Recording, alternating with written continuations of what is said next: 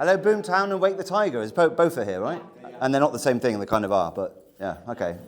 Love both of them though, so I'm very pleased to be here, to be talking to you guys. We've been chatting for a while and sort of waiting to see if something can sparkle up, and it has this year, which is wonderful. So my name's Tom. I'm a green energy sort of boffin, so I've been working in that space for about 20 years.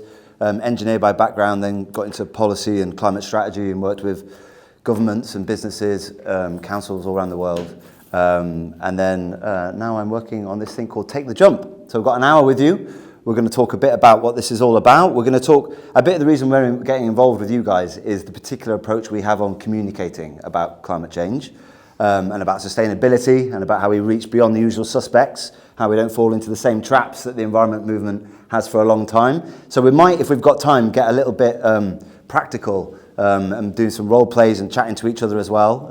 So if anyone really doesn't want to do that, that's okay, but it is fun. And it's not about being perfect. It's about sort of trying to explore these new ideas. So what is Take the Jump? Well, we're a movement of a grassroots movement of people, communities, increasingly all around the world. Started in the UK, but we're fully operations in New Zealand, in Germany, and soon in the US. Of people coming together to take science-based, joyous, impactful climate action. Okay, and the thing that on various of these slides, there'll be some small text. Don't worry about reading that. It's just so that when I share the slides, you've got a bit more context. But the thing is, as I said, we're all about reaching beyond the echo chamber, getting beyond the 13% that define themselves as environmentalists to the rest of the population, right? And about getting people to try and take some new action, but then be supported to keep going. So, we sort of have a go at doing sustainable. We do make our New Year's resolution, make it 2 weeks, and then then it fails. So how do we help people sustain that change as individuals and communities and families and businesses and cultural institutions? And so far, we've been around about 3 years. We're kind of really just completing our pilot phase, but we've reached 4.5 million people, thousands of active participants, 30 local groups in the UK alone. We're in Greta Thunberg's book as the best things citizens and communities can do to have an impact and live with joy. And we've worked with a bunch of festivals. We're very excited to be working with you guys, the best one yet.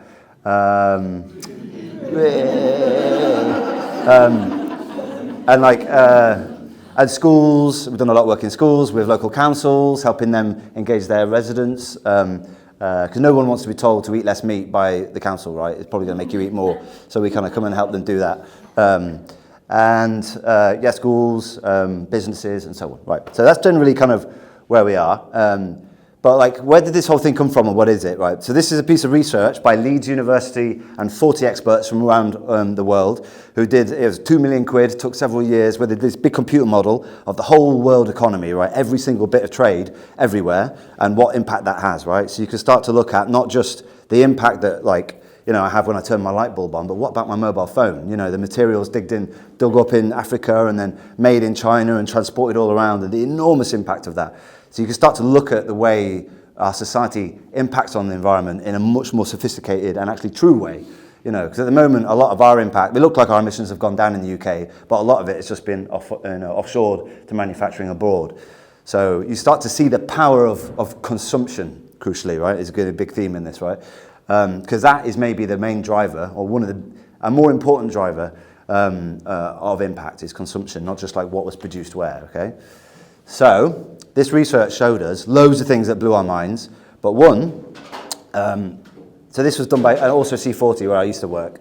It kind of ruined our careers in many ways, because what it showed was that the things that we've been working on would never fix things. In fact, I need to go back a bit once. This idea that if we just if we get enough green policy, enough green technology, more electric buses, zero carbon planes, policies, that will help, but you will never be able to green fast enough as long as our society is fundamentally, economically, culturally based on more and more and more and more and more stuff, right? And this is something that operates in our minds, in our culture, as I said, in our systems, and you can't make the numbers add up. So we're wow, what are we going to do? We have to address this, right? And so that was one key thing that showed that we have to address the consumption itself. Now, the other thing that was really powerful is this number, right? Which for me was a massive relief. Because if you look at the polling, most people, like 80% of people in G20 countries, freak out, worried about climate change, their kids' future, what on earth can I do about it? But I feel so powerless, I feel so confused. Every time I open the magazine, there's a different thing, soy milk this month, oat milk last month, then it's like, you know, every time you think you're making progress, you're told it wasn't right, okay? And you feel like we're powerless. How does my action have any meaning in a world of like fossil fuel industries and Donald Trump pulling out of the Paris Agreement? What is the point in me doing anything? Do I have any agency at all, right? This says we do, right? 27% of the change needed in the next 10 years to avoid ecological breakdown, right, we can do as citizens and communities. So let's make this clear. We're not saying government and industry are not mostly responsible. That 73% is them. We're not letting them off the hook. And as we'll get into, this whole like, oh, but no, but they need to act first. No, but then we do. And like, you know, that whole figuring out who needs to act first is just a red herring, right? We need all action from all actors now. But this is super empowering in a way. You know, like actually 27%. That might not feel that big, but when a lot of the carbon modelling I've done over the years, that's very rare to get a big chunk like that. Our society is complex, many components to it, and you know, everything contributes, but it's lots of small elements normally. You don't normally see a number that big. All right, so we are really powerful, okay? So, how do we do it, right? That 27% is mostly in 6 shifts. So I'm just going to run through them really quickly. The first one is end clutter. So keeping your electronics and your products for at least 7 years. So this is recognizing the massive impact that, like your mobile phone, your laptop, dishwashers, all that kind of stuff has on the environment. And we need to keep them on average for, at least 7 years, okay? Number 2 is travel fresh. So this is recognizing the huge impact of new vehicles, right? So over the next 30 years, I think it's another 2 billion cars are expected. So, I mean, like, great that we're going to get electric vehicles, that's really cool, but like what we need is less cars on the road, like absolutely fundamentally, right? So trying to move away from private vehicle ownership, ideally altogether, you know, towards car sharing, walking, cycling, public transport. Obviously that's not possible for everyone. You know, if you've got kids, you're not very mobile for health reasons, you live rurally, as we'll come on to, that's okay, but it's a direction of travel for now, okay? All right? So, travel fresh. Next is eat green. Unsurprisingly, trying to move towards a plant-based diet and not wasting food. 1/3 of food goes in the bin in the UK. It's absolutely madness. So this is the biggest chunk. This is 9% of the whole change needed across our global economy is diet change. It's by far the single biggest element. Right, so super powerful. And it's not going completely plant-based. You don't have to give it up completely. I mean, I have, but you don't have to. And we can still have a little bit. Okay, so holiday local is the next one. This one is often a bit like a punch in the stomach when you hear this one. Okay, but there's no getting around the fact that flying is the most intensely impactful thing we could possibly do in our own time, in our own lives. So what we need to do is not saying give it up entirely. We need to keep long-haul flights to 1 every 8 years, short-haul 1 every 3 years. So in our lifetime, we can still go to every continent, still see the world, still have lots of cultural exchange, but just not going like I did a couple of years ago for 1 night stag do in Istanbul. It's like not very good, and you don't want to get straight on a plane after a night in Istanbul either. Next one, unsurprisingly, just to say about this one as well, and with all of them, so I mean, this doesn't mean you can't have a great holiday, right? You can still, I've spent the last couple of years mostly in the UK, getting connected to our culture, the beautiful nature here. It's not like giving things up. It opens doors in many ways to something wonderful. Right, next is dress retro. So textiles, the massive impact of fast fashion. So we're trying to get down from the average, right, in the US, is 50, that's 50 new items of clothing every year. So that's 1 a week, basically, on average. So given that a lot of people don't buy much at all, that some people are buying absolute loads. In Europe, it's more like 30 to 40. We need to get that down to 3, okay? So not including socks and boxes and pants and stuff, because then that'd be it, wouldn't it? Yeah, I don't think it includes shoes either. I need to check that again, but... and so you can, recycling, sharing, renting, upcycling, second-hand, you can still look great, change your wardrobe all the time. There's loads of cool ways of doing that these days. Loads of innovative, like business models and stuff. So you can still look great. All right. So these 5, These are the things that, in the technical term, we have primary influencers over, okay? So when that research I talked about, they looked at all the changes needed and said, right, that government is mostly in charge of. That, local government is, that business, and these are the things that citizens and communities are mostly in charge of, right? And it's not saying that obviously government and industry also have a role in these, but we can go out and get on with these pretty quickly and easily, right? The last one is recognizing what about all those other things out there in the world, like energy, finance, that are having a massive impact on the planet. Can we influence them in our own lives? Yes. So doing one thing to change the system is the sixth one, okay? So this is swapping your your energy provider at home to a green energy provider, or swapping your pension to a green pension. If you can do that, it is mind-boggling, the savings. It's about 50 tons, I think, for someone who's middle of their career to swap their pension to a green pension. Saves 50 tons right there and then, of CO2. It's enormous. Just because basically your bank that has your pension, they're just spending it, they're investing it in fossil fuels mainly. So it's a really impactful thing to do. And there's loads of other things that we have the option to look at there. Oh, I've got behind on my slide, sorry. All right, so those 6 shifts, what time are we on? Okay. Those 6 shifts are basically what taking the jump means, okay, what it is. So to try at least one of these shifts for at least 1 month, hopefully more and for longer, but as a minimum, and to sign up and to have a go, right?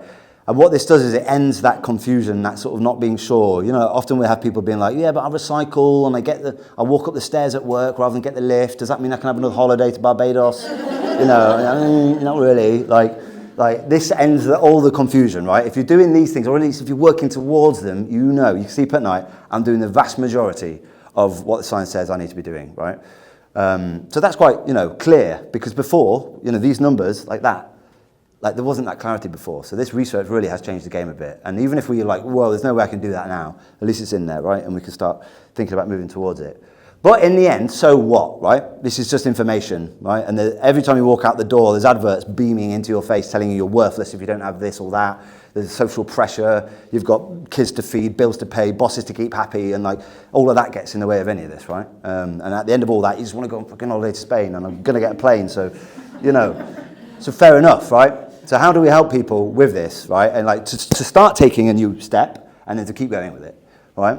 And just to show that our approach does work, before I get to it, so 68% of the thousands taking part report that by the end of their jump period, they have made a change, and they are keeping going. This is the key thing, right? Because often you'll be like, right, 1 month I'm going to give up something, and you really focus on it, and after that you just completely, so it's about going step by step what we can.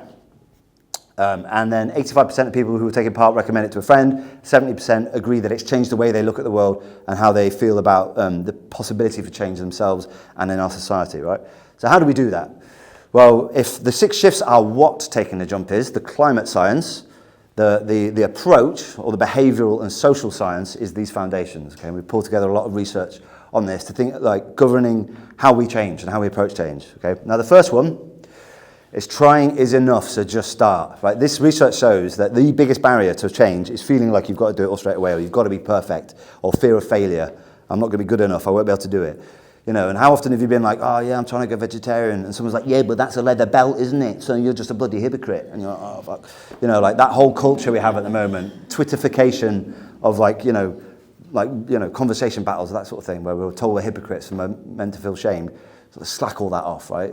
Change takes time. You make a little, and also change can only start from where you are. If someone wants you to go fully vegan right now, or you're an evil person who's burning the future, and you're like, well, I eat steak 5 times a week, so I can't do that, And you go, well, just take one step and then celebrate that, right? And that's how change works. You have a go, then you forget about it, you fall off the wagon, and then you meet someone who reminds you, and slowly but surely you get there. So, and all of those shifts might be impossible, but maybe you can do half of one of them, and that's okay, and build from there, all right? This is key. This is getting people started is often the biggest barrier, so this is key to that. And if we can't be perfect, then neither can other people, and therefore we don't need to go around shaming each other, wagging fingers at each other. We're all hypocrites. That's okay. It's actually quite funny, as we'll get into in a minute. Taking the mick out of yourself and this whole operation can take out some of the tension. And now we've got a bit of space to try things and be kind to each other and support each other, right? So, now we're going to do a little bit of a chat together. Right, you can see all the shifts. So I want you to think about them, have a look. Which one of these, for you, makes you slightly go, what? a little bit like you want to vomit in your hand, or be like, oh, like, oh God, I can't do that, or like, that's impossible. Or does one of these make you angry at me? Are you a bit like, fuck off, mate? And I've heard that. I mean, normally when we do a presentation, someone is extremely angry, and often for very good reason, right? And we'll get onto that. Because a lot of this could be emotional, very triggering. So so which one and why, right? And when you think about why, I'm going to go, practical reasons is okay, but really let's get deep down into the feeling of it, right? Why is this, any of these barriers, any of these shifts really not like up your street, right? So I'll give an example for me is eat green, right? So I've been vegetarian since I was 11. I was like, yeah, I'm going to go. And then I thought, that's easy. I'm going to become, about 6 years ago, tried to go completely plant-based. Blue cheese, right? Literally, if I'm walking down the street and no one's looking and there's a blue cheese sandwich, I will grab it, right? And I'm here doing this. This is my job, right? And when I think about that, I'm like, why is this? Okay. And I'm like, well, if I look back, when I was growing up, our family at Christmas, they had a big wheel of Stilton in the fridge at Christmas, right? Not like a Christmas cake. I'd sneak down and that would be what I wanted to eat rather than the Christmas cake. And it reminds me of Christmas and like luxury and celebration and time when we've got a big family. It was one of the only times we all came together, and it just made me feel really warm inside. And I love the taste, and it feels like luxury, and it just feels miserable to never be able to eat it again. So I've got family stuff, identity, also just like desire and taste. And then also, there isn't really a good alternative. I mean, I know there's good blue cheeses, but there's nothing quite like proper Stilton. So there's almost a system barrier as well. I can't have that, in another way. So there's a whole bunch of like quite deep reasons there, really, why not eating a simple piece of cheese is such a barrier for me. So how about you guys? Does anyone want to put their hand up and offer which would be really hard and why? Go for it. I'll take like the flight one. Yeah. Because I've always just had this desire to see everywhere and do as much in my life as I possibly can, because life's short and the world's beautiful, and I want to go and see everything and do everything. So that I don't like, especially when you said long haul every 8 years. Yeah. The next question is usually, how long is long haul? What's the barrier? Yeah, but so if I was to turn around and say, yeah, I heard all that, but the planet's burning, you can't fly. Like, do you not care about the planet? How would that make you feel? I just want to dismiss it. It's like, Exactly. Okay, so that's your response to the feeling, like, back off, yeah? How does it actually feel? Like maybe someone said that to you, and you think about the reality of that. I guess it's upsetting because I know that flying is bad, and I've done a lot of it, and there's that resistance there to just, I guess, put my like desire to above it, which is selfish, so like shame as well, I guess. Oh yeah, I mean that's a big one, and very self-reflective. Bravo. But also, you just want to go and see these places, right? They're beautiful, and when EasyJet came around and you could just hop on a plane to Morocco for like 5 days for 50 quid, you're like, amazing, So like, it's okay for that just to be shit that we can't do that, or that we're trying to wean off that. So yeah, thank you. Anyone else? I guess I have to speak to that. So yeah. there is some irony here. Yeah. So I live half the time in Marrakesh. Ah, right.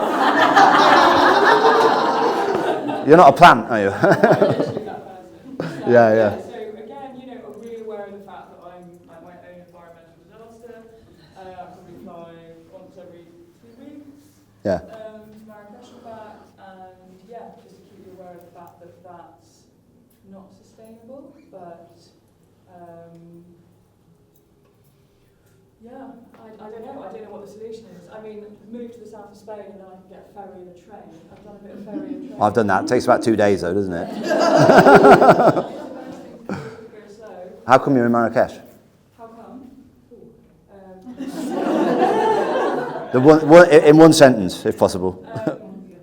I speak French, moved there 10 years ago, built a house, could take the dog. Sweet. Just learn French. Okay, right. So you can see there, that's important though, this, right? Because now you're seeing there's deep personal reasons why a change is almost impossible, right? Kids are there. It's like your whole life story has took you there. Practically now it's inaccessible. I mean, the one that probably a lot of you are thinking about, and the reason people really lose their stuff with us, it's because you've got family abroad, right? And if you're, if I said to you now, like you can't, no, tough, you've got to move back. You can't get on that plane anymore. There's a law written down, boom. How would it make you feel? Trapped. That's trapped. Yeah. Yeah, so these are strong feelings, right? And often the one is that but my family live abroad. My son's moved to Spain or something, and I want to see him 4 times a year. And basically when they see that, what they see is you can't see your son, and the reaction is like, it's like visceral. And like, so yeah, there's more going on here in how people react than just some like cognitive, they've gone, right, yeah, okay, I think I know more than the scientists, and on balance, I've thought about it, and I don't think that one's very sensible. It's not like that. It comes from here in your gut and in your heart. Anyone else? One last one on this one? The car one, I live like 40-minute drive away from here. Yeah. There is a train you can get. My car was in the garage last week, the week before, and I had to get the train a few times, but it's it takes twice as long, I've got an electric car, so it costs about 8 times as much to get to and from work. Yeah. And one of the days the trains were cancelled. Right. And so like, and also just getting about like with the kids and stuff. So like, I mean, we've got 2 electric cars, which we're very fortunate to have, but it's still 2 vehicles, but we hold on to them until they die. Yeah. As we've done with all our cars, but I wouldn't be able to give up a car, I think. Yeah. Well, there you go. You've had loads of things there, like family stuff, responsibilities. So you need the car.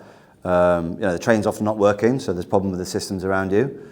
The car's really, the electricity is really expensive, so there's economic barriers. So like you just a simple thing like that, you can see these massive things that are not anything to do with you that make this change really hard, right? So I think the reason I'm going on about this is not just to say, well, we're all screwed, why bother? It's just to acknowledge when we are communicating with people and talking about this, that people face massive challenges, right? Anxiety and overload, social, these are some of the things you guys talked about, and some other ones, feelings and preferences, life history, time and energy, just like how busy people are in life. Feeling isolated, like everyone around you isn't, somewhere like Bristol, and maybe we're particularly working somewhere like this, I think you probably have a lot of connection with like-minded people on this, but my Auntie Helen, who lives on the outskirts of Sheffield, very different, everyone thinks she's mad if she tries to change her behaviour or not fly. So this is big, right? And so now if we're thinking about communicating and trying to get other people on board, like whether we're a festival or an individual just having a conversation, right? The key thing is starting from meeting people where they are, right? Because otherwise change is not possible. So this whole thing that I'm right, I'm the holier than thou one who's got the plan and the science, and I'm the doctor for the world, and you need to get on board with me, right? And you need to do it quick. Like have you ever been in one of those chats when someone comes in and is like, or maybe you've tried, right? Maybe you've got a family member who's eating loads of steaks or something. I'm not saying you shouldn't eat steaks, just saying, if you were to, and or they're flying on holiday for a weekend, like all the time, and you kind of, how do I talk to them about it? And you come in and you're like, oh, Jim, I don't want to make you feel bad, but and then and they're like, whoa, he's telling me I'm a bad person, back off, and it gets really weird, and then nothing changes, right? Basically how it always works. It's basically how the environment movement has approached things. If we just shout at people, make them feel bad, make them feel scared, then eventually they'll change, okay? Doesn't work, okay? So, meeting people where they are and listening. So we're going to come back to this in a minute. I hope, depending on time. Yes, I think we're okay. All right, so the next one is jump for joy, which is a wonderful one, which is that actually many of these changes literally make our lives better in so many ways, okay? So, and a world that isn't just about more and more stuff would actually be a better world in so many complex and wonderful ways, which we'll come back to when we talk about the Power of Now stuff. So I wanted to think about, have you tried any of these shifts or any sustainable change that's brought an unexpected bit of magic to your life, okay? So so for me, the one that I wasn't expecting is actually holiday local, right? So I used to fly a lot with work. I was part of an NGO that was very global and was flying all the time and really loved it, and blah, blah. And then when we did this research, I was like, oh crap, I can't fly anymore. Absolutely felt like a gut punch. But I've actually loved it. The pressure of trying to get the perfect holiday and having all that choice. I know it sounds lame, but just being able to sticking on into the UK, getting connected with local nature, the beautiful British Isles and places you can get to on the train in Europe, like Spain and stuff. I've actually found it to be such a wonderful thing. I've kind of feel like I've stepped out of that crazy grasping chain of how perfect a holiday can I have, So for me, it's been wonderful. And I think you can see stuff like that in all the other shifts. So maybe have a think. Have you tried any of these other shifts and they brought some unexpected magic. Because I mean, often we talk, these things can be done in community and they bring people together to connect. So end clutter, repair cafes, people coming together to fix stuff with each other. Dress retro, clothes swaps. You get people coming together to swap clothes and saving money. Plant-based cookings, all these. So there's that kind of side of stuff. A lot of these things improve your health, so getting out, walking, and so on public, being active travel, and also they can save us money often. But anyway, so what about to you guys? Is any of these shifts you tried and brought a bit of magic to your lives?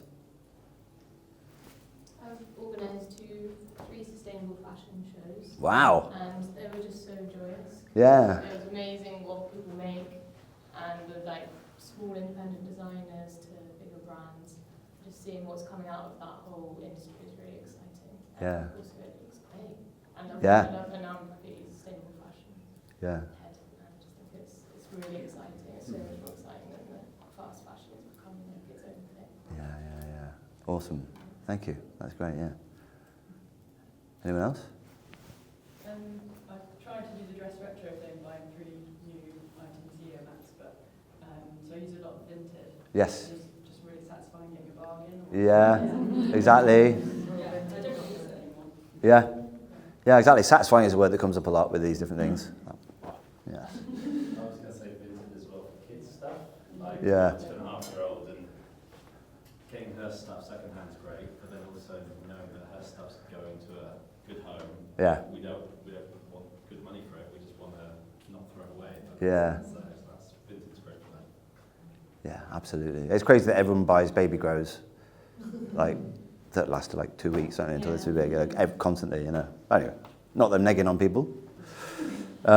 Anyone else? Going plant-based, because I went vegetarian at uni, and I admittedly ate a lot of fast food when I was at uni, and then going plant-based sort of made me learn about different things to cook and what my body would need, and then that I didn't really cook at uni, or if I did, it was the same things all the time, so it really got me into cooking, and now it's a huge part of my life, and Yeah. it's brought me together with people as well, because it's a big thing I like to do for people, and I'm sure you can do that by not going plant-based, but that was the real reason that really brought me into it. Nice. I can see lots of nodding heads and stuff.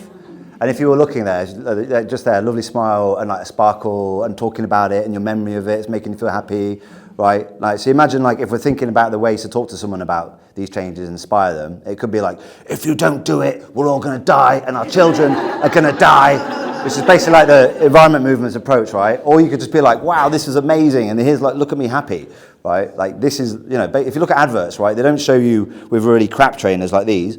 Actually, I don't mean about these, but really crap trainers with no friends. They show you with good trainers with friends, right? You don't. If you just describe what's wrong, you don't get. That doesn't work. That's not how people change. You show them the thing they want, right? And this is the whole point of like Take the Jump and how it works and why it's great to work with festivals and stuff, so we can show people that these things actually make our lives better. A full life while in balance with nature is possible, right? It's not a cost, and this is fundamental to humans, to everything. The next 100 years of our planet is making that case, and this is one of the phrases we often use. If you want to change the world, you've got to throw a better party. Right? This is very deep theory of change. Actually, this. It is, because you walk past, this is how you change culture, and as we're going to come on to in a minute, changing culture is how you change the world, right? Walk past a party, you can hear people chatting, the clink of glasses, I want to be in there, that's how you make a movement that grows and changes things. You guys are doing it already, you know this very well. So this is kind of, this is some of the stuff that's going on, Take the Jump around the world. This is like New Zealand, Manchester, that was at Glastonbury a couple of years ago. So there's, events and stuff going on that are really focused on that approach, bringing people together, having fun around the 6 shifts. So what I've given you is, so this is normally a sort of 15-hour training. So I've just taken bits of it basically to give you a little taste today. I'm just going to summarize some of the key points of the training though, just so you know you've heard them. So our goal is to make change easier for people, not to win arguments, right? This is key. And again, this is whether it's a poster or a text or a conversation or a workshop. You know, often you feel like if you want to have an outcome through an interaction, you kind of come to it thinking, right, here's this person, and if I can just get the right words and just the right formulation of thoughts and say the things to convince them to change their mind so they do something different, imagining that this moment, this window is how that works, that, you know, you change people in one moment. It doesn't work like that. Change takes time. And if you find someone on the precipice of change and you bring the right words to them, you might change them, yeah. But it's quite rare in your life that you make a big change like that. Yeah, I'm going to go vegetarian or something like that. You know, I'm going to try eat less meat. Like that, you know, that's something that takes time. Okay, so it's about trying to, you know, help people take the next step they can, as we've talked about. And to make whatever option of change available to them, help them see that and then take it. So that's the first one. The next one, make people where they are because change is really hard, right? So honour the challenges people face, listen. So, you know, that whole thing around, I said that someone goes, yeah, but my family live abroad, my brother lives abroad, you're telling me I can't go see him, you can get stuffed, you know, right, and often walk out, right? But if you go, okay, yeah, I mean, I hear you, talk to me about that, tell me how that feels, you know. Listen, and then be like, yeah, that's shit, that's really shit. Like, obviously you should go see your brother, right? We're not going to tell you shouldn't get on the plane. And immediately you see them go, oh, yeah, okay, yeah. And then particularly if they see that you have heard them and how frustrated they are and how upset they are, because they probably don't want to fly, you know, they don't want this to happen, they care about the environment, but they're just pissed off this whole situation is what it is. So if you actually listen to that, immediately this happens, right? And then they go, yeah, but I mean, actually, yeah, of course I don't want to fly. And then you can have a conversation about the other shifts. And you can, you know, so like the power of literally just listening, which sounds obvious, but it's just the opposite to how the environment movement normally operates. Not that I'm negging on it, I mean, I've been part of that for years, so, but yeah, so meeting people where they are, and it's okay to just start with what you can, right? Showing that it's a jump for joy, we've just went over that one. People are powerful, so empower them, just reminding them that 27% I talked about, and as some stuff we'll come to right at the end, like this change doesn't happen without everyday people doing stuff, without everyday people changing their mindsets. And yeah, 27% of the change needed in the next 10 years is people. So there is worth doing it. You know, people always go, what about China? What about India? What about, you know, America? No, we do have power. It is worth acting, right? And even if all the governments did everything they need to, and people didn't, we'd still be screwed, right? So everyone's got their role. Language is key, so avoid the traps and the politics, right? People on all sides of the political, I mean, I'm very involved in politics, but like, you know, separate from this. So I'm not saying we don't need politics. Politics is fundamental to changing the system. But also there are people on all sides of the political divide who do care about the environment. So certainly for stuff like this, like you guys with your events and festivals and us as a movement, we avoid that. But also avoiding anything that's got strong eco-language. So Save the Planet puts off 87% of the population. And really annoyingly, climate justice, something like 95% of the population don't know what it means and find it really weird, and it puts them off. Which is to say, if you know what the word climate justice means, it's literally the most sacred thing. And then if you don't know what it means, it's, you know, it's such a polarizing thing, which is really annoying. But that's, so it doesn't mean that the issue isn't important to people, it's the word. Right? And people are culturally allergic to a type of word, or like environmentalists, right? Oh, I'm not gluing myself to a bloody train, I'm not one of them greenies, you know, but I do care about nature. That's my Uncle Andrew. I mean, yeah, he hates environmental campaigners, but really cares about nature and tries to do stuff locally. So, and I'm like, how do you square that off? It's just people, you know. So yeah, apart from the 13% who identify as environmentalists, avoid all that language, okay? But it doesn't mean we can't talk about nature in a really powerful way. You are the story, so just be you. I mean, this is about, you know, not trying to find the perfect words and just being genuine about your own story. I'm conscious of time, so I won't take too much longer on this. And then the other thing, most people are actually aware of climate change now. So you know this idea, if we just tell people how bad it is and we just give them the information, then they'll change. Education is kind of important, but the vast majority of people in the UK now believe in climate change, believe it's man-made, but just busy with other stuff, right? Or have other barriers to change that we talked about earlier. So, what time is it? Do we have time for some practice? Yeah, we do. Oh, great. Okay, so if you're okay to do some role-playing together now, we're going to do a little snapshot of what we would do in our training. So this doesn't have, if you don't want to do it, that's okay. Maybe find some other people who are doing it and sit with them and watch, and if that would freak them out. But so what we're doing is we're going to get into twos, and we're going to have a little back and forth. We're going to take turns, and what we do is one of us is going to be a slightly skeptical friend, right, who does care about nature, but it's a bit like, what's this all about? I'm not sure I want to give up anything. You know, like, it's just a big burden. It's all the government's responsibility. Why are you telling people to do this? You know that kind of person, right? Maybe that's you. That's cool, right?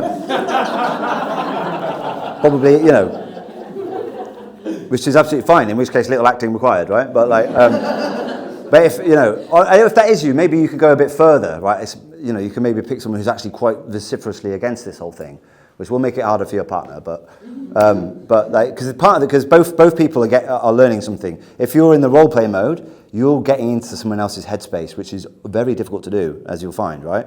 And you keep going back to your normal response to stuff. It's no.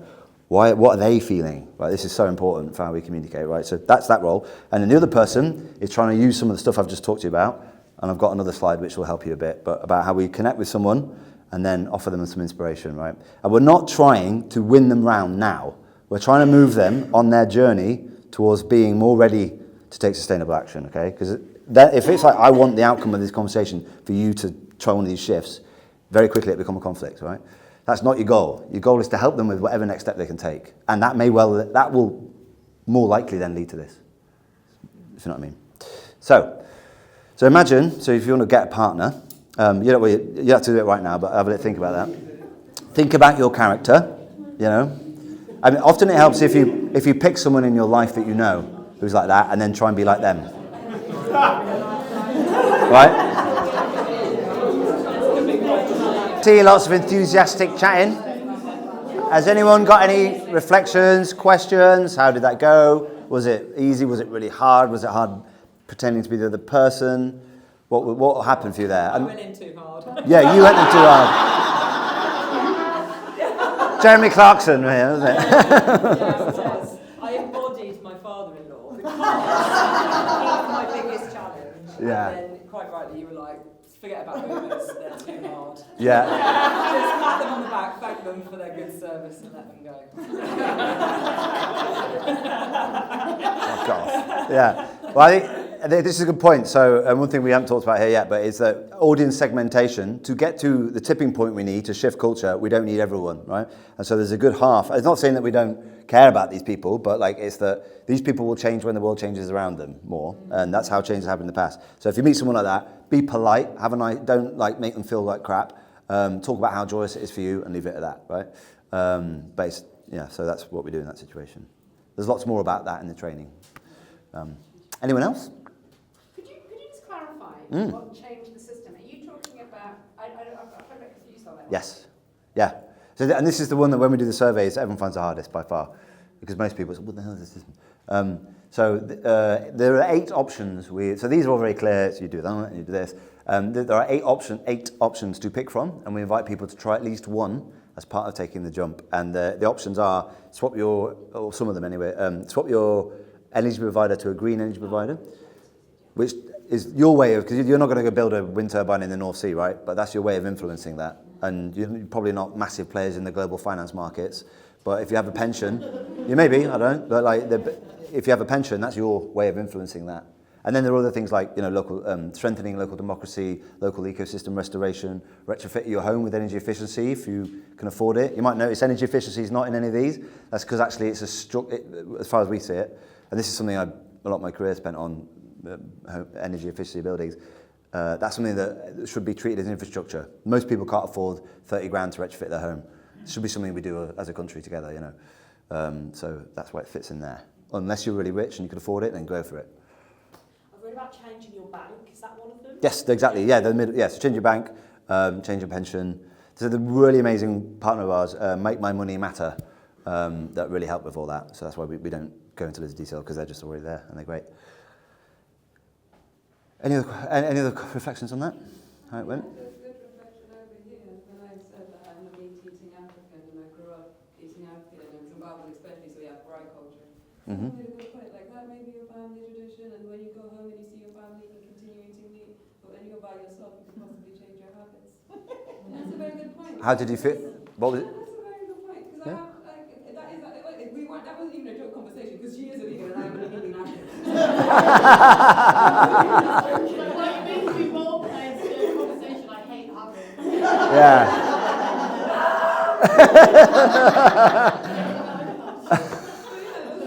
I'm tradition, like, and in the word tradition itself, that's always changing. Traditions are always changing. Like, I can make my own tradition. It doesn't have to stay like that forever. Like, white wedding dresses, we only did it because Queen Victoria wore a white dress. You know what I mean? Like, you know what I mean? You can't say about tradition. Like, just because I grew up a certain way, I can make my. I'm a British Zimbabwean, so I can do a British Zimbabwean diet that does have both less meat. Yeah, absolutely. Yeah, exactly. Yeah, one of my mates is Argentinian, and like he has barbecue every week, basically, and it's like half a cow every time. And he's like, yeah, he basically we had the same thing. Conversation happened. Okay. Well, any last ones on this? Okay, so on our training we do a lot of this, and the personalities get harder and harder, and end up kind of at this point, and then. And also, there's some of the hardest, the greenies, right? So, yeah, but no, we should not be flying at all, and you're selling out the planet, and that, you know, the kind of really reactionary, like, sort of side of it, which obviously is really important, and as a, you know, not negging on that, but that's very unhelpful for speaking to everyday people. So how you, like, meet those conversations, all of that kind of stuff. Loads of FAQs, blah, blah, blah, blah.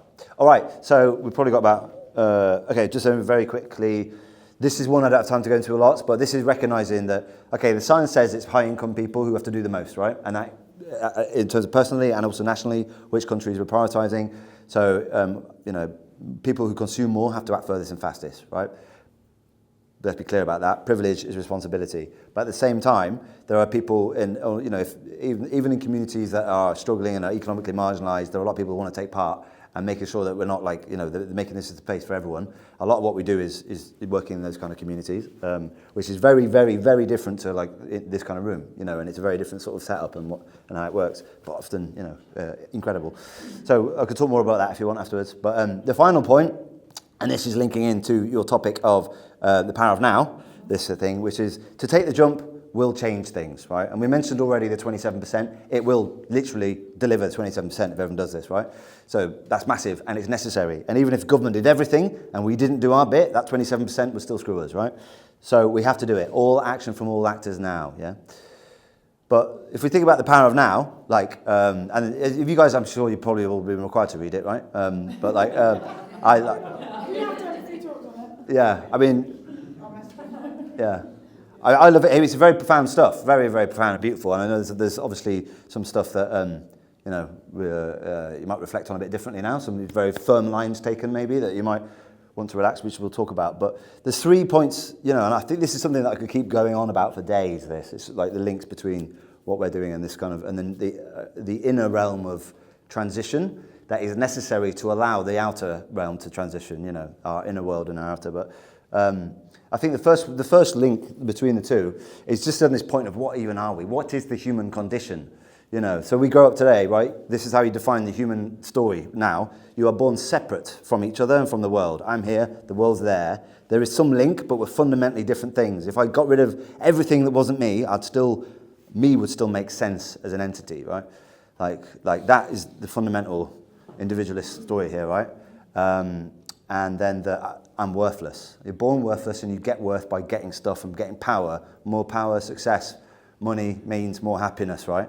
And then the second bit of that is that the grasping the outside can actually deliver well-being, you know, and actually make me happy if I have enough stuff, you know, and look at like, you know, the billionaires and stuff. You know, a billionaire's got 1,000 times more money than a millionaire. Are they 1,000 times happier? No. Like, and yet our entire society is working on that story. Every time we walk out the door, every time you wake up, do I value myself? Is my kid doing well enough? All of this is driven by that story, and it's a lie, right? And it is the fundamental mechanism that allows this planet melting economy that we have to work the way it does, right? Like we all have to behave the little parts of the machine to consume. I want more stuff, I want more stuff. And we'll only do that. Happy, healed, connected people don't want to buy loads of stuff, right? So like, you know, trauma is part of this whole, enforced trauma is part of this whole engine, right? So this is why one of the things that, you know, like we're not consumers, we're loving consciousnesses, right? And this is the key of the thing of one of the things in Eckhart Tolle. Less stuff, more joy is our catchphrase. And I think there's quite a deep thing in a way, less stuff, less things to grasp, less, not just less material stuff, but less expression of my ego and manifestation of it, you know? So, and, you know, like, I think this thing about consumption, if you reduce consumption, you have more time, energy, capacity for all the other C's, community, craft, care, connection, all this kind of stuff, contentment, and fundamentally in our modern world, the bloody one we need most. You know, the story, you know, competition versus collaboration feels like a bit of this, you know, the dichotomy that we're living in at the moment, isn't it? And competition is just, you know, through social media and everything else, it's just being amplified so much. So anyway, I could go on for too long about all that. What power do we have? The same power that has always changed the world, right? All the change. Look, think how far society's come from where it was. The sacrifice, the courage, the determination that our ancestors went through to get us to be here is vast. So whenever we feel a bit despairing, like a massive change has happened recently, and it continues to. So there is blooming hope in that sense. And I think a key way of looking at this, have I got time? I've got 2 minutes. Oh, sorry. Right, I'll wrap this up really quick. But, you know, basically, if you think about society, people often go, if we want to change stuff, just point at the systems. We need new economies. We need all this big top-down stuff. Society doesn't work that way, or it doesn't work just that way. These are a really good way of thinking about it, of the domains of human society. Mindset, internal and individual, what I think about, what I value. Behavior, how I behave individually in my life. Culture, how collectively the stories we tell and how things, you know, the things that drive us as communities. And then systems, right? And so systems being like economics, politics, education, infrastructure, technology. You only get changes, you know, if you look at history, you only get changes in this when you have a preceding or at least concurrent change in these, okay? And at the moment, you're not really seeing that. So this, you know, I've plenty of stories about a lot of work I've done with Ed Miliband and trying to get Labour to go green and announcing reports for them in Parliament and being on his podcast. It just showed me that this is not possible because this hasn't happened yet. So the power of our minds, like we can't change this until we embody this, right? And I think a key thing with the Eckhart Tolle stuff is he kind of ignores all of this a lot, and he only focuses on that, and he thinks that will change everything on its own. It's not. That is part of this system. Anyway, we've got to wrap up. So, and just finally to acknowledge where can we use this power? Like right now, like, you know, if we get 25% of the population, that's all we need. There's a tipping point here. 25% of the population to start to think about these things, to start to change their mindset. Right, that will be enough to reach a tipping point in culture, which will unlock the system change we need to get the remaining. You know, I talked about 27% at the beginning, all these. Right, to get the remaining bit, we are fundamentally central to as well. Right, so like limitless power, really. And the one thing that's missing in our world right now is a movement of mass appeal that can use these principles to get people to change. Right, so that's what will unlock this. And I was going to have a Q&A, but I think I've run out of time. Yes. Okay, thank you. Any questions?